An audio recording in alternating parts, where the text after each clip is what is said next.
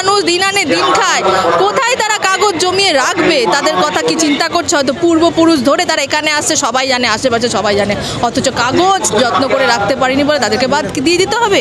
আর আশেপাশের মানুষ তো জানে, আর তারপর বন্যায় কত কাগজ বেরিয়ে গেছে, কোথা থেকে তারা পাবে? তাহলে এখনের জন্য এসআইআর প্রসেস স্থগিত রেখে আগের যা লিস্ট ছিল তার থেকে ডেট আর স্থানান্তরিত ভোটার বাদ দিয়ে বাদবাকি সবাইকে ভোটাধিকার দেওয়ার কর্তব্য ছিল।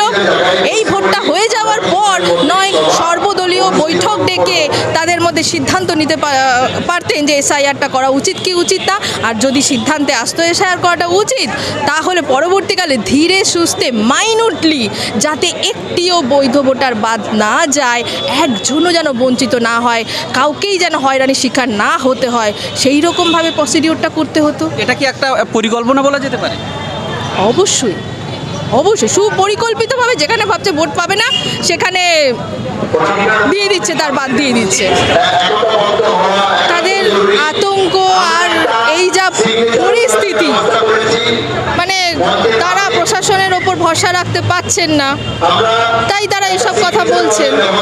কি অনেকে আবার বলছেন যে আত্মহত্যা করার কি আছে, কারণ তাদের চিন্তা অন্য কেউ অনুভব করতে পারবে না। তারা বুঝতে পারছে যে তারা বৈধ ভোটার হওয়া সত্ত্বেও তাদেরকে নাম ডিলিটেড করে দেওয়া হচ্ছে। আর তারা এটাও বুঝতে পারছে যে এসআইআর এ নাম ডিলিট করে দেওয়া মানে তার আধার কার্ড বাতিল হয়ে যাওয়া, ভোটার কার্ড বাতিল হয়ে যাওয়া, আর এগুলো ছাড়া তার জীবন কি করে চলবে? সব কিছুতেই তো এইসব কার্ডের প্রয়োজন আছে।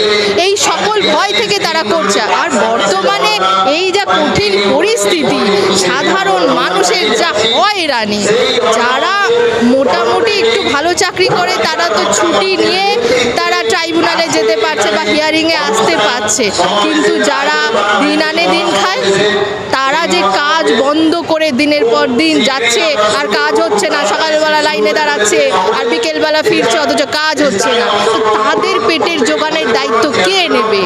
যারা স্বাধীন চাকরি করে তাও তো তারা নিজের ইচ্ছা মতো কাজ বন্ধ করছে, যারা পরের চাকরি করে কতদিন তার কাছ থেকে ছুটি নেবে? বারবার ছুটি নিতে নিতে সে যখন কাজ থেকে বার করে দেবে, তাহলে তার কাজ চলে যাওয়ার দায় কে নেবে? এই যে কঠিন পরিস্থিতি, এটা সুষ্ঠুভাবে নির্ধারণ করার দায়ী ছিল নির্বাচন কমিশনারের, দায়ী ছিল আমাদের জ্ঞানেশ কুমারের। সে তো সেই দায়িত্ব পালন করতে পারেন। আর তাছাড়া আমাদের বর্তমান প্রশাসন যাদেরকে আমরা নির্বাচিত করেছিলাম, দায়িত্ব দিয়েছিলাম, তাদের দায়ী ছিল সাধারণ মানুষের বিপদে পাশে দাঁড়ানো। যেমন ধরুন, আমার কিন্তু ভোটাধিকার যায়নি, আমার ভোটে নাম আছে, কিন্তু আমি আমার একজন নাগরিক হওয়ার কর্তব্য, নৈতিক কর্তব্য থেকে আমি এদের লড়াইয়ের পাশে আছি। আমি মনে করি যে আমার সহনাগরিক যখন বিপদে আছে, তার বিপদের পাশে আমাকে দাঁড়াতে হবে, তার যুদ্ধের সহযোদ্ধা আমাকে হতে হবে, তাদের সাথে কাঁধে কাঁধ মিলিয়ে লড়াই করতে হবে, এটাই তো আমাদের কর্তব্য। কিন্তু আমরা যাদেরকে রিপ্রেজেন্টেটিভ বানালাম, প্রশাসনের ক্ষমতা দিলাম, তারা সেই কর্তব্য কোথায় পালন করছে? তারা কতটা সক্রিয় সেই কর্তব্য পালনের? ভোট তো চলে আসলো, এখন যারা এত মানুষ যারা বিচারাধীন বা ডিলিটেড, তাদের বাদ দিয়ে ভোট হয়ে যাবে? বৈধ ভোটার দেখা যাচ্ছে লজিক্যাল ডিসক্রিপেন্সি অন্য রাজ্যে হয়নি, এই রাজ্যেই করা হয়েছে। 2002-এর লিস্টে যাদের নাম আছে তাদেরকেও বাদ দিয়ে দেওয়া হচ্ছে। এইটা তো হওয়ার কথা ছিল না। ওরা তো সব জেনুইন ভোটার, পরিষ্কার বোঝা যাচ্ছে। সেই জেনুইন ভোটারদের বাদ দিয়ে ভোট কী করে জেনুইন হয়? বৈধ ভোটার বাদ দিয়ে ভোট কী করে বৈধ হয়? এইটা তো ভাবতে হবে। তাহলে যখন দেখা যাচ্ছে যে এসআইআর প্রসেসের পদক্ষেপ প্রশাসন নিয়েছিলেন সেটা যখন ফেল করেছে, তাহলে এখনের জন্য এসআইআর প্রসেস স্থগিত রেখে আগের যা লিস্ট ছিল তার থেকে ডেট আর স্থানান্তরিত ভোটার বাদ দিয়ে বাদবাকি সবাইকে ভোটাধিকার দেওয়ার কর্তব্য ছিল। এই ভোটটা হয়ে যাওয়ার পর নয় সর্বদলীয় বৈঠক ডেকে তাদের মধ্যে সিদ্ধান্ত নিতে পারতেন যে এসআইআরটা করা উচিত কি উচিত না। আর যদি সিদ্ধান্তে আসতো এসআইআর করাটা উচিত, তাহলে পরবর্তীকালে ধীরে সুস্থে মাইনুটলি যাতে একটিও বৈধ ভোটার বাদ না যায়, একজনও যেন বঞ্চিত না হয়, কাউকেই যেন হয়রানির শিকার না হতে হয়, সেই রকমভাবে প্রসিডিওরটা করতে হতো। এটা কি একটা পরিকল্পনা বলা যেতে পারে?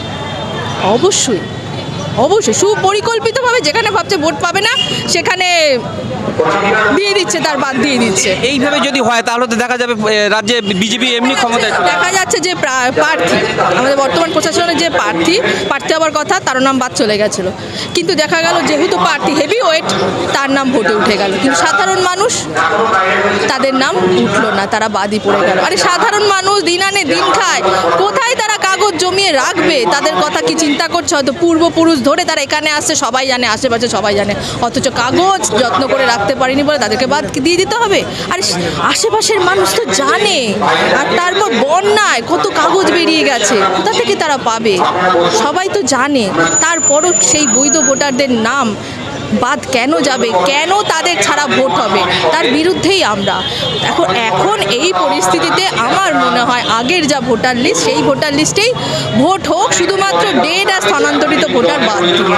পরবর্তীকালে এটা নিয়ে চিন্তা করা যাবে কি করা উচিত না উচিত, সর্বদলীয় বৈঠক ডেকে। আমার নাম সুশোভনা সরকার।